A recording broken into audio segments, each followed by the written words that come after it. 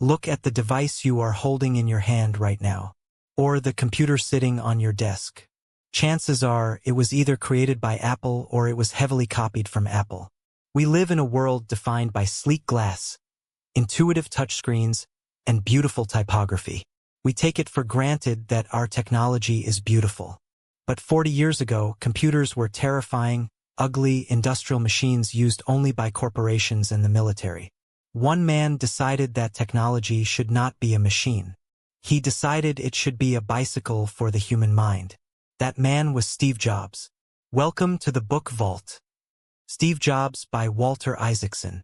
When Steve Jobs knew he was dying of cancer, he asked Walter Isaacson to write his biography. But Jobs made one unprecedented rule. He asked for no control over what was written, and he promised never to read it before it was published. He wanted the brutal, unvarnished truth to be told. And the truth is incredibly complex. Steve Jobs was a visionary genius. He revolutionized 6 industries: personal computers, animated movies, music, phones, tablet computing, and digital publishing. But he was also a tyrant. He was notoriously cruel, lacked basic empathy, frequently took credit for other people's work, and drove his employees to the brink of psychological collapse. How did a college dropout who rarely took a shower and believed he was enlightened from an LSD trip in India build the most valuable corporation in human history? Over the next 3 sessions, we will decode the mind of Steve Jobs. We will explore his foundational philosophies. We will learn how a college calligraphy class created the intersection of humanities and sciences. We will experience the terrifying psychological phenomenon known as the Reality Distortion Field, and we will decode the ultimate business strategy that defines Apple to this day: end-to-end control. We will navigate the wilderness. We will learn about his devastating exile from Apple, the creation of the creative powerhouse Pixar, and the miraculous return that saved a dying company. And we will witness the creation of the modern world. We will study the masterclass in focus that birthed the iPod, iPhone, and iPad, and we will examine the final legacy of a man who bent the universe to his will. Forget the polished corporate keynote. It is time to look behind the curtain. Let us begin. Chapter 1. The intersection of humanities and science. To understand Steve Jobs, you must first understand what he was not. Steve Jobs was not a great programmer. His best friend and co-founder, Steve Wozniak, was the engineering genius. Jobs did not invent the circuit boards that made the first Apple computers work. So what was Jobs's actual genius? His genius was his ability to stand at the exact intersection of the humanities and the sciences. After Jobs dropped out of Reed College, he stuck around campus, sleeping on the floor of his friends' dorm rooms. Because he was no longer taking required classes, he decided to drop in on a class purely because it looked interesting: calligraphy.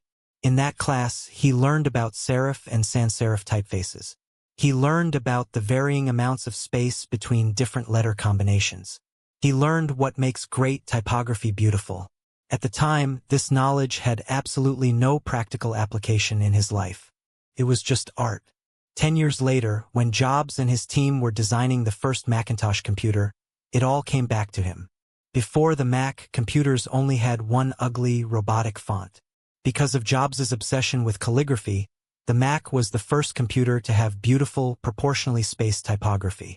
He married the cold, hard logic of computer science with the emotional, aesthetic beauty of the liberal arts. This became the defining philosophy of Steve Jobs's entire life. He believed that a computer should not look like a piece of industrial equipment. He believed it should be an approachable, friendly appliance like a toaster or a television. When his engineers were building the Macintosh, Jobs obsessed over the physical design. He demanded that the computer have a face. He made sure the screen and the floppy disk drive were positioned to look like eyes and a mouth. He wanted people to feel an emotional connection to the machine. This is the ultimate lesson of Apple. If you build a product that only relies on superior technical specifications, more memory, faster processors, your competitors will eventually catch up. It is a race to the bottom. But if you infuse your product with art, design, and emotion, you do not just get customers. You get a cult. You get absolute loyalty. Steve Jobs realized that technology alone is not enough. It is technology married with the liberal arts, married with the humanities, that makes our hearts sing. Chapter 2. The Reality Distortion Field. If you worked for Steve Jobs, you experienced a psychological phenomenon that became legendary in Silicon Valley. His team called it the Reality Distortion Field. The term was borrowed from Star Trek, where aliens created an immersive, alternate reality through sheer mental force. When Steve Jobs wanted something to happen, he simply refused to accept that it was impossible. He would stare at you without blinking, use his charisma, his manipulative charm, and his absolute, unshakable conviction to bend your perception of reality. There are countless stories of the reality distortion field in action. When Jobs was working at Atari before Apple was founded, he was assigned to design the circuit board for the arcade game Breakout. He recruited Steve Wozniak to help him. Jobs told Wozniak that the project had to be completed in 4 days. Wozniak looked at the requirements and knew it was completely impossible. A job of that complexity normally took an engineer several months. But Jobs looked him in the eye and said they could do it. The reality distortion field took over. Wozniak didn't sleep for 4 days. He worked in a manic trance, and they finished it in 4 days. Years later, when developing the Macintosh, Jobs complained that the computer took too long to boot up. The engineer explained that it was a hardware limitation. They couldn't make it faster. Jobs looked at the engineer and asked, "If it would save a person's life, could you find a way to shave 10 seconds off the boot time?" The engineer admitted he probably could. Jobs then went to a whiteboard and did the math. He showed that if 5 million people used the Mac every day, and it took 10 seconds longer to boot, that added up to hundreds of millions of wasted hours every year, the equivalent of dozens of human lifetimes. "Save a life," Jobs demanded. A few weeks later, the engineer had shaved a massive 28 seconds off the boot time. The reality distortion field was a superpower. It allowed Jobs to push his team to achieve things they genuinely believed were impossible. He made ordinary people do extraordinary work. But it had a terrifying dark side. Because Jobs could distort reality, he often lied. If a fact did not fit his narrative, he simply ignored the fact. He would steal an idea from an employee, present it the next day as his own, and genuinely believe he had come up with it. He categorized everything in the world and everyone in binary terms. You were either a genius, or you were a bozo. A product was either insanely great, or it was total garbage. There was no middle ground. If you were on the wrong side of his reality, he was ruthlessly, brutally cruel to you. He would publicly humiliate engineers, telling them their life's work was trash. This is the uncomfortable paradox of Steve Jobs. His cruelty was not a bug in his operating system. It was a feature. He demanded absolute perfection, and he was willing to burn human relationships to the ground to achieve it. Chapter 3. End-to-end control. As Apple grew from a garage project into a real corporation, a massive philosophical war erupted in the tech industry. It was a war between two brilliant men and two entirely different visions of the future. The men were Steve Jobs and Bill Gates. The war was between the closed system and the open system. Bill Gates, the founder of Microsoft, was a pragmatist. He believed in the open system. Microsoft did not build computers. They only built the software, Windows. They licensed Windows to anyone who wanted to use it, Dell, HP, IBM, and thousands of other manufacturers. Because of this, Microsoft software was everywhere. It dominated the global market share. But there was a massive downside to the open system. Because Windows had to run on thousands of different computers built by different companies with different hardware, it was clunky, crashed frequently. The user experience was fragmented, frustrating, and ugly. Steve Jobs despised the open system. He was an absolute control freak. Jobs believed that the only way to deliver an insanely great user experience was to have absolute end-to-end control over the product. Apple did not license its software to anyone. If you wanted the Mac operating system, you had to buy a Mac computer. Apple designed the hardware. Apple designed the software. Apple designed the mouse. Apple even designed the packaging it came in. Jobs took this obsession with control to extreme levels. He demanded that the inside of the computer, the circuit boards that the customer would never even see, be laid out beautifully. When engineers designed the original Macintosh, Jobs insisted on using special screws so that the average customer could not open the machine and tinker with it. He wanted Apple to be a walled garden, perfectly curated, flawless, beautiful prison. In the 1980s and 1990s, Bill Gates won the war. Microsoft's open system destroyed Apple in market share. Apple became a niche product for graphic designers and artists, while Microsoft owned the business world. Critics called Jobs crazy. They told him his need for absolute control was going to bankrupt his company. But Jobs refused to compromise. He believed that while open systems might win market share, closed systems win user loyalty. He believed that true perfection could only be achieved when the hardware and the software were married together by a single visionary dictator. Decades later, when the world shifted from desktop computers to smartphones, Steve Jobs' obsession with end-to-end control would result in the creation of the iPhone, the most profitable consumer product in human history. He lost the battle of the 90s, but his philosophy ultimately won the war of the future. Chapter 4. The Exile and the Hubris of Next. In 1985, Steve Jobs was devastated. He cried. He felt like a complete public failure. But Jobs was a builder. He couldn't stop. So, he took millions of his own money and founded a new company, Next Computer. Next was aimed at the higher education market. Jobs wanted to build the ultimate workstation for universities. But without the adult supervision of the Apple board of directors to tell him no, Jobs' obsession with design and control went completely out of control. Narrator. The magnesium cube. Jobs didn't just want a computer. He wanted a piece of modern art. He demanded that the Next Computer be a perfect, flawless black cube. This design was an absolute nightmare for the engineers. A perfect cube meant the internal circuit boards had to be redesigned at massive expense. Jobs insisted that the magnesium casing be manufactured with flawless, right-angle edges, requiring customized molds that cost hundreds of thousands of dollars.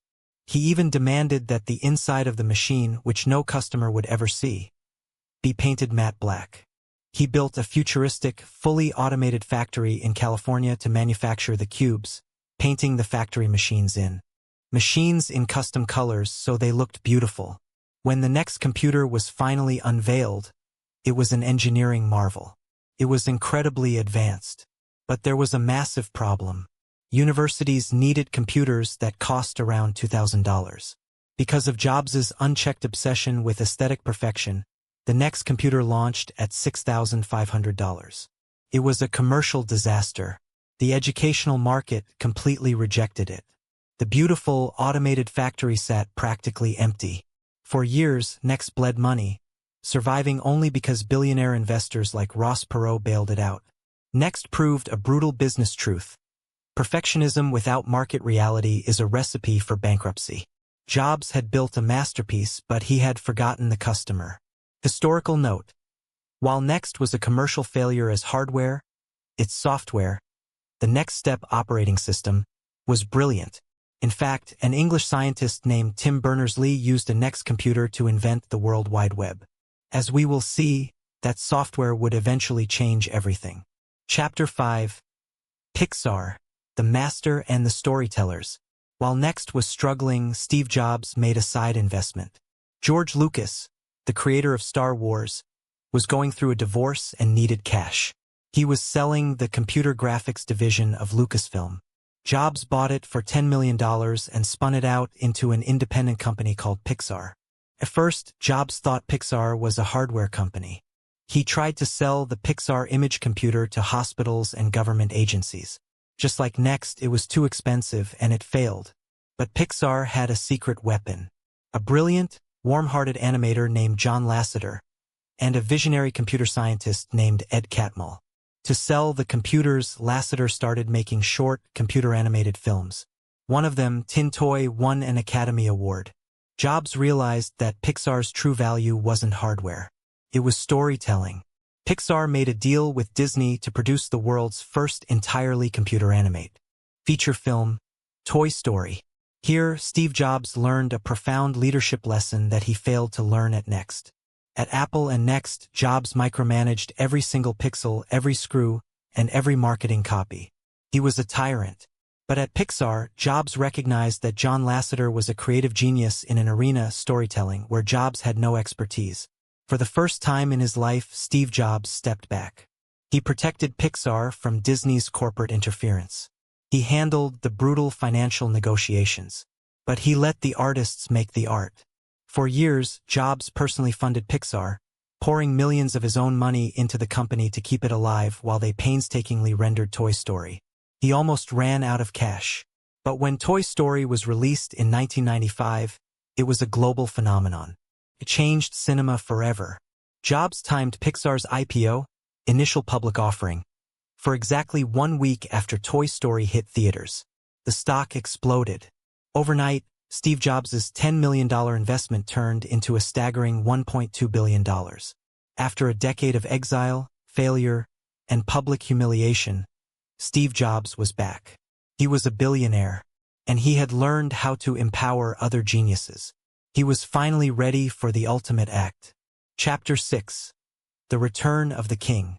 While Steve Jobs was making billions at Pixar, the company he founded was bleeding to death. By 1996, Apple was a disaster. Under the leadership of corporate CEOs like John Sculley and Gil Amelio, Apple had abandoned Jobs' walled garden philosophy. They had allowed the product line to bloat into dozens of confusing, mediocre computers. Their operating system was obsolete and crashing constantly. Apple was 90 days away from total bankruptcy. To save the company, CEO Gil Amelio needed a new operating system. He looked at the market, and he decided to buy the software built by Steve Jobs' failing hardware company, Next. Apple bought Next for $400 million. And with the software came Steve Jobs. Jobs returned to Apple initially as an advisor. But the Reality Distortion Field was still intact. Within months, Jobs orchestrated a ruthless corporate coup. He convinced the board of directors to fire Gil Amelio. He installed his own loyalists from Next into top executive positions. Steve Jobs was named the interim CEO. The king had reclaimed his throne. But there was no time to celebrate. Apple was a burning building. They were hemorrhaging cash. Jobs had to stop the bleeding immediately. Jobs called a massive meeting with Apple's product managers. At the time, Apple was selling over a dozen different versions of the Macintosh, along with printers, servers, and digital cameras. It was a confusing, bloated mess. Jobs stood in front of the whiteboard, visibly disgusted. He grabbed a marker and drew a massive, simple cross on the board, creating a 2x2 grid. At the top of the 2 columns, he wrote 2 words, Consumer and Pro. Next to the 2 rows, he wrote 2 words, Desktop and Portable. He looked at the terrified room of executives and said, "Here is our new product strategy. We are going to make 4 great products. That is it." With a single stroke of a marker, Steve Jobs killed 70% of Apple's hardware products. He fired thousands of employees. He canceled millions of dollars in research and development. The executives fought him. They screamed that canceling the products would destroy their revenue. Jobs ignored them. He understood the ultimate law of business survival. Deciding what not to do is just as important as deciding what to do. By killing the mediocre products, Jobs freed up Apple's brilliant engineers to focus entirely on making 4 products that were insanely great. He stopped the bleeding. He saved the company from bankruptcy. This 2x2 grid became the legendary foundation of modern Apple. Focus is not about saying yes. Focus is about saying no to 100 good ideas so you can deliver 1 brilliant one. Chapter 7. Think Different. Steve Jobs had fixed the product line. But he had to fix something much more important. The soul of the company. Apple's brand was severely damaged. People thought Apple was a dying relic of the 80s. Jobs needed to remind the world and his own employees who they were. He called his old advertising agency TBWA/Chiat/Day, and together they created one of the most famous marketing campaigns in corporate history, Think Different. Narrator. Selling the dream, not the machine. Look at how other computer companies advertise. Dell and HP run commercials listing processor speeds, gigabytes of RAM, and low prices. They sell the machine. Steve Jobs refused to sell the machine. The Think Different campaign didn't show a single computer. It didn't mention battery life or RAM. Instead, it showed black and white footage of Albert Einstein, Martin Luther King Jr., Muhammad Ali, Pablo Picasso, and Mahatma Gandhi. The voiceover said, "The people who are crazy enough to think they can change the world are the ones who do." What was Jobs doing? He was utilizing the philosophy he developed in his college calligraphy class. He was connecting technology to the humanities. He was telling the consumer, if you buy a Dell, you are just buying a calculator. But if you buy an Apple, you are aligning yourself with the rebels, the artists, and the geniuses who changed the course of human history. He turned a computer into an identity. The Think Different campaign was a massive success. It didn't just sell computers. It restored Apple's internal pride. It told the engineers in the laboratory that they were not just building circuit boards. They were building tools for the crazy ones. Steve Jobs had stabilized the ship. The products were focused. The brand was resurrected. The walled garden was secure. But stabilizing a company is not the same as changing the world. Chapter 8. 1,000 Songs in Your Pocket. By the year 2000, Steve Jobs realized that the personal computer was no longer just a calculator or a typewriter. He had a vision he called the digital hub. He believed the Mac should be the center of your digital life, connecting your digital camera, your digital camcorder, and your digital music. But when he looked at the digital music players on the market, he was disgusted. They were atrocious. They held barely 16 songs, the user interfaces were incomprehensible, and transferring music from a computer took hours. Jobs decided Apple was going to build its own music player. When designing the iPod, Jobs enforced a tyrannical absolute rule on his engineering team, the rule of 3 clicks. Jobs demanded that a user must be able to find any song they wanted, out of 1,000 songs, in exactly 3 clicks or less. If he was testing a prototype and it took 4 clicks, he would throw a massive tantrum and tell the engineers to start over. The engineers were tearing their hair out. But this brutal constraint led to the invention of the iconic scroll wheel. Instead of clicking buttons dozens of times to scroll through a list, the user could just glide their thumb in a circle. It was fast, it was intuitive, and it was beautiful. Furthermore, Jobs made a controversial decision that perfectly aligned with his end-to-end control philosophy. The iPod did not have an on-off switch. It didn't have complex playlist-building software on the device. All the complex processing was forced onto the Mac computer via the iTunes software. The iPod itself was simply a sleek, dumb, beautiful vessel for playback. When Jobs introduced the iPod in 2001, he didn't talk about the gigabytes of storage or the battery specifications. He held up the tiny, beautiful device and delivered one of the greatest marketing sentences in history. 1,000 songs in your pocket. But a beautiful device is useless if you have no legal way to put music on it. At the time, the music industry was being destroyed by internet piracy, like Napster. People were stealing music because the record labels refused to sell digital tracks individually. They forced you to buy a $15 physical CD for one good song. Jobs flew to meet the heads of the major record labels. He unleashed the Reality Distortion Field. He told them their business model was dead. He told them piracy would bankrupt them. And then he offered them a lifeline, the iTunes Music Store. But Jobs had an absolute, non-negotiable demand. Every song must be sold individually, and every song must cost exactly 99 cents. The record executives fought him. They screamed at him. They wanted variable pricing. But Jobs refused to blink. He knew that, for the consumer, simplicity was everything. If one song cost 89 cents and another cost $1.29, the consumer would have to think. Jobs didn't want the consumer to think. He just wanted them to click buy. Jobs won the standoff. The iTunes Store launched. It sold 1 million songs in its first week. Apple was no longer just a computer company. It controlled the global music industry. Chapter 9. The God Phone. By 2005, the iPod was a monumental success. It accounted for nearly half of Apple's total revenue. The white headphones were a global status symbol. But Steve Jobs was paranoid. He looked at the emerging mobile phone market and he saw a threat. Cell phones were starting to add music players to their software. Jobs realized that if the cell phone companies eventually figured out how to make a decent music player, nobody would carry an iPod anymore. A traditional corporate CEO would have protected the iPod at all costs. They would have milked the profits for another decade. Steve Jobs understood the ultimate law of innovation. If you don't cannibalize your own product, someone else will.